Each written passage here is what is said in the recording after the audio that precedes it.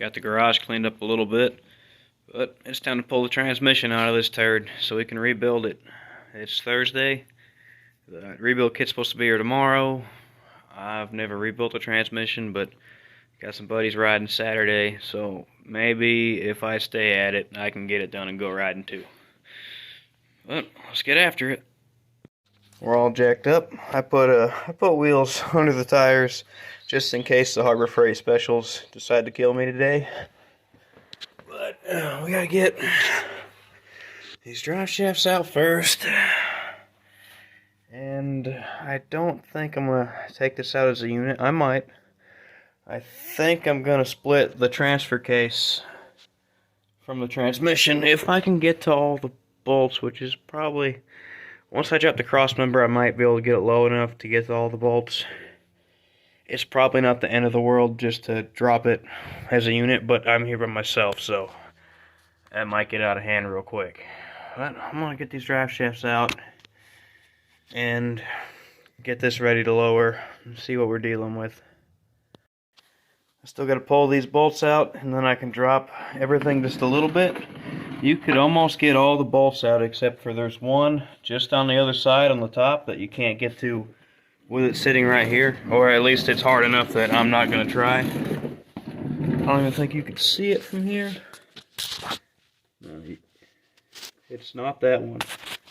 It's not this one. It's up there. So I'm going to drop the cross member just enough to get that bolt out, and then I'll pick it back up, put the bolts back in, take the other bolts out, get the transfer case off after I disconnect the two, I think there's like 2 wires. There's one right there. I think there's one so it knows what mode it's in. Right there. And then this chunk will be off. After liberal application of lots of good words,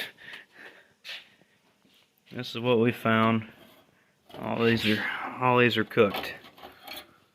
All the clutch material's gone, and that's why it's slipping. This is what it's supposed to look like. And the only one that was in there that still had anything on it was on the very end. And you could tell it got hot by the discoloration and how cupped they are. So far everything else looks just fine. Like nothing else has gotten that hot or has signs of that much heat. So we're just going to slap these steels and clutches in and put it back together. The transmission's back in. I still got a hell of a mess to clean up. But it's pulling fine. I can hold it wide open through first, second, third. It's not slipping. Now, I don't know if it's 100%. I don't know what caused those clutches to wear out in the first place. Maybe it's just mileage. Maybe it has another issue. I didn't get into that much detail on how to pull it out or what I did inside, because I'm not a transmission builder. I don't know that much. I don't know enough to sit back here and tell you what to do or what does what, because I really don't know. Now, pulling that apart has helped me a lot to understand. Kind of, it's not as bad as it. It's scarier than it is. There's all like subsections. There's like 3 big pieces inside that thing. And there's a lot of little pieces in those pieces, but it's not just going to fall into a million pieces. So it's not that scary. I mean, all I did was spend, it was $200 for the kit, and I used almost nothing in it besides a couple steels. There were steels and some frictions. I still got everything here, and I did this on purpose. I don't know how long this is going to last or what other issues may arise, but I just wanted to get it back on the road so I can finish my tuning videos and do a little more development. But what I've seen, or I've heard about some people taking the V8, the 44 RE guts, and putting it in the 42 case. But there's no good write-ups about it. Now, I don't know about all the advantages, but the one thing I do know is the 44 has more frictions and steels. It's got more clutches, so it's got more capacity. I don't know just how plug and play it is, but I'm going to keep my eye out for a 44 RE, a four-wheel drive one. And I might get another 42 so I don't have to have the Jeep down. I mean, unless this transmission dies again sooner than I want it to. But I'm going to either use this transmission and those guts, and then I'll do an in-depth video about how to do that. Most people do the AW4 swap, and that's fine too. But all these Grand Cherokees, we'll see how long this lasts with boost. And then if I do the 44 guts and the 42 RE, I think it'd be a good video and help a lot of people. Because as I'm Googling it and trying to find information, there's not a whole lot there. People say, you can do some of these parts will go in here. They don't say what, they don't say how. So, so I will do that video in the future when this dies and when I find one.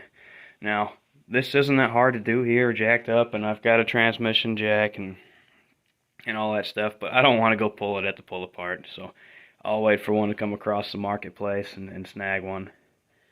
But for right now, we're back together. It's working. And I showed you those clutches. I'll show you again. They were just bad.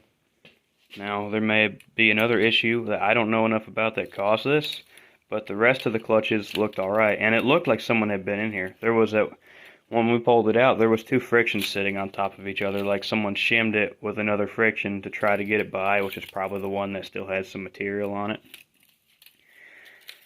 And all the other clutches looked fine. It was just this one section, which this one is every forward gear uses this pack. So, I don't know what happened. This is just me learning. I don't even think I'm going to post this on any groups. This is just for the people that are following me, following along with me in this build, to know that I threw some clutches in. It was that easy. And we'll see how long it lives, and we'll upgrade it again when it fails. Anyway, thank you for watching. Please like and subscribe.